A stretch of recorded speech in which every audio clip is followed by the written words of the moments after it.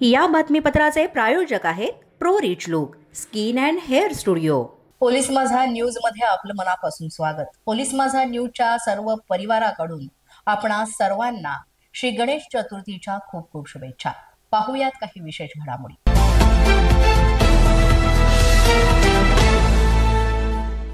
जळगाव जिल्ह्यातील चाळीसगाव मधील भाजपच्या माजी नगरसेवकावर कोयत्यानं प्राणघातक हल्ला केल्याची धक्कादायक घटना घडली। प्रभाकर चौधरी यांच्यावर धारदार कोयत्यानं वार करण्यात आले। या हल्ल्यामध्ये ते गंभीर जखमी झाले। त्यांना उपचारासाठी धुळ्यातील खासगी रुग्णालयात दाखल करण्यात आले। 2 दिवसांपूर्वीच मंत्री गिरीश महाजन यांच्या हस्ते प्रभाकर चौधरी यांच्या कार्यालयाचं उद्घाटन झालं होतं। त्यानंतर मंगळवारी रात्री त्यांच्यावर हा हल्ला झाल्याचं समजतंय। चौधरी यांच्यावरील हल्ल्याची माहिती मिळताच पोलिसांनी तत्काळ घटनास्थळी धाव घेतली आणि गुन्हा दाखल करत हल्लेखोरांचा शोध घेण्यासाठी पथकं तैनात केलेली आहेत। चाळीसगाव मधील वैष्णवी साडी सेंटर जवळ मंगळवारी रात्री चौधरी यांना एकटं गाठून हा डाव साधण्यात आला आणि अज्ञात हल्लेखोरांनी चौधरी यांच्यावर कोयत्यानं हल्ला केला। यामध्ये ते गंभीर जखमी झाले। मोठ्या प्रमाणावर त्यांचा रक्तस्राव होत होता। त्यानंतर त्यांची प्रकृती सध्या गंभीर आहे असं सांगितलं जात आहे। त्यांच्यावर सुरुवातीला चाळीसगावमध्ये प्राथमिक उपचार घेतल्यानंतर धुळ्याच्या खासगी रुग्णालयात पुढील उपचारांसाठी त्यांना दाखल करण्यात आलेला आहे।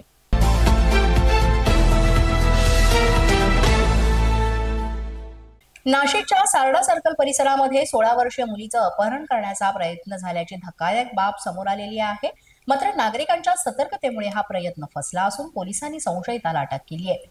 सारडा सर्कल परिसरातील सकाळी शिकवणीसाठी निघालेल्या 16 वर्षीय मुलीला पांढऱ्या थार कारनं अडवलं आणि कारमधील व्यक्तीनं 2 वेळा मेरे गाडी में बैठ जा असं सांगत मुलीला कारमध्ये बसवण्याचा प्रयत्न केला। मुलीनं त्याकडे दुर्लक्ष करून पुढे जाण्याचा प्रयत्न केला असता संशयिता कारनं पाठलाग केला। मुलगी घाबरून एका वृद्धेच्या पाठीमागे लपली आणि जवळच असलेल्या व्यक्तीला तिनं हा संपूर्ण प्रकार सांगितला। त्या व्यक्तीनं कारचा पाठलाग केला, मात्र आरोपी हा कार घेऊन तिथून पसार झाला होता। त्यानंतर मुलीनं घरी जाऊन ही संपूर्ण घटना घरातल्यांना सांगितली आणि याबाबत तक्रार दाखल करण्यात आली। त्यानंतर पोलिसांनी सीसीटीव्ही फुटेजच्या आधारे तपास सुरू केला आणि संशयित कपिल गंजीभाई लीला वय वर्ष 40 याला पवननगर इथून ताब्यात घेतलंय। या प्रकरणी मुंबई नाका पोलीस ठाण्यामध्ये पोक्सो अंतर्गत गुन्हा दाखल करण्यात आलेला आहे आणि आता पुढील तपास पोलीस करीत आहेत।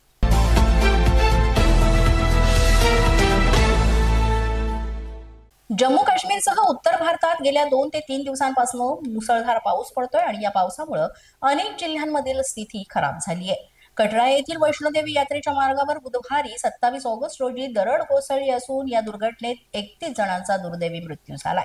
तसंच 23 जण यामध्ये गंभीर जखमी झालेत। अनेक ठिकाणांवरून दरड कोसळल्याच्या घटना समोर येत आहेत। मातीच्या ढिगाऱ्यामुळे मोठमोठे दगड कोसळल्यामुळे जम्मू कटरा महामार्ग बंद करण्यात आलाय। यासह इतरही काही छोटे रस्ते बंद करण्यात आले आणि त्यानंतर दिवसभरात 3500हून अधिक लोकांना सुरक्षित स्थळी नेण्यात आलंय। जिल्हा प्रशासन, Jammu Kashmir police, NDRF, SDRF, भारतीय लष्कर, स्थानिक व्हॉलेंटियर्स यांच्याद्वारे ठिकठिकाणी हे बचाव कार्य सुरू आहे। बाधित लोकांसाठी काही ठिकाणी तात्पुरत्या निवाऱ्याची व्यवस्था सुद्धा करण्यात आली। तिथे त्यांच्यासाठी अन्न, पाणी आणि वैद्यकीय सुविधा पुरवल्या जात आहेत। पोलीस माझा न्यूजच्या या बातमीपत्रात वेळ झाली एका छोट्याशा विश्रांतीची। पाहत रहा पोलीस माझा न्यूज। या बातमीपत्राचे प्रायोजक आहेत pro rich look skin and hair studio. विश्रांतीनंतर पुन्हा एकदा पोलीस माझा न्यूजच्या या बातमीपत्रात आपलं मनापासून स्वागत।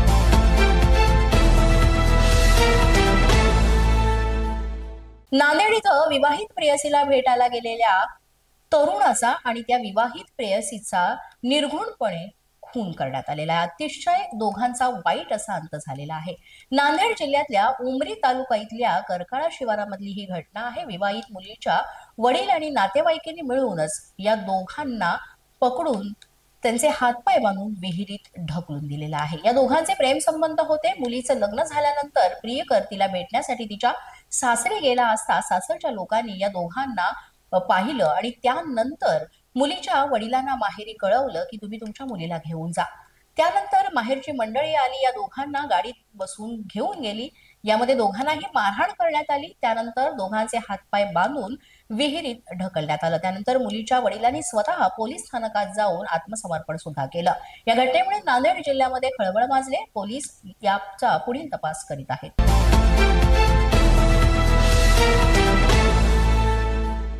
सुपरस्टार सलमान खानच्या बिग बॉस शोच्या 19व्या पर्वाला सुरुवात झाली। यामध्ये वेगवेगळ्या क्षेत्रातले सेलिब्रिटी नेहमीच सहभागी होतात, तसे यावेळी सुद्धा सहभागी झाले। बिग बॉस 19 मध्ये महाराष्ट्राचा मराठी स्टँड अप कॉमेडियन याने सुद्धा सहभाग घेतलाय। प्रसिद्ध स्टँड अप कॉमेडियन महाराष्ट्रीयन भाऊ प्रणित मोरेनं बिग बॉस 19च्या या पर्वात दणक्यात एंट्री घेतली आहे। बिग बॉसच्या घरातला 11वा सदस्य म्हणून प्रणित मोरेनं प्रवेश केला। लाडक्या महाराष्ट्रीयन भाऊला बिग बॉस 19च्या मंचावर पाहून चाहत्यांचा उत्साह शिगेला पोहोचला। मराठमोळा प्रणित मोरे हा प्रसिद्ध स्टँड अप कॉमेडियन आहे। प्रणितनं त्याच्या क्लासिक कॉमेडी टायमिंगनं अनेकांची मनं जिंकलेत, तसंच अनेकांच्या मनात स्थान निर्माण केलंय। आतापर्यंत त्यानं अनेक कॉमेडी शो केलेले आहेत। प्रणित मोरेचं युट्यूबवर चॅनल सुद्धा आहे। इंस्टाग्राम पासून ते अगदी युट्यूब पर्यंत प्रणितच्या व्हिडिओना लोकांकडून खूप प्रेम मिळतं। शो मध्ये बॉलिवूड अभिनेता वीर पहाडी याची खिल्ली काही दिवसांपूर्वी उडवल्यामुळे प्रणितला लोकांच्या एका समूहानं मारहाण केली होती आणि त्यानंतर प्रणितनं सोशल मीडियावर हे प्रकरण चांगलंच लावून धरलेलं। परिणामी वीर पहाडी या कलाकारांना प्रणितची माफी मागितली होती। आतापर्यंत आपल्या स्टँड अप कॉमेडीनं प्रणित मोरेनं अनेकांची मनं जिंकलेली आहेत आणि आता बिग बॉसच्या या प्रवासाला त्याची सुरुवात झाली। त्याच्या पुढच्या प्रवासामध्ये सहभागी होण्यासाठी त्याला आपलं अमूल्य मत द्या आणि प्रेरणा द्या। पोलीस माझा न्यूजच्या बातमीपत्रात आज इतकंच। तुम्हाला आमचं बातमीपत्र कसं वाटतंय याबाबत अवश्य अभिप्राय कळवा। यासाठी पोलीस माझा न्यूजचे युट्यूब चॅनल सबस्क्राईब करा, तसंच आमचं फेसबुक, इंस्टाग्राम आणि ट्विटर अकाउंट फॉलो करा। अधिक माहितीसाठी आमच्या www.policemazhanews.com या वेबसाईटला भेट द्या। आमचे अधिकृत प्रतिनिधी व्हायचे असेल तर स्क्रीनवर दिलेल्या क्रमांकांवर आजच संपर्क साधा। आजच्या बातमीपत्रात इतकंच। पुन्हा भेटूया पुढील बातमीपत्रात। तोपर्यंत पाहत रहा पोलीस माझा न्यूज।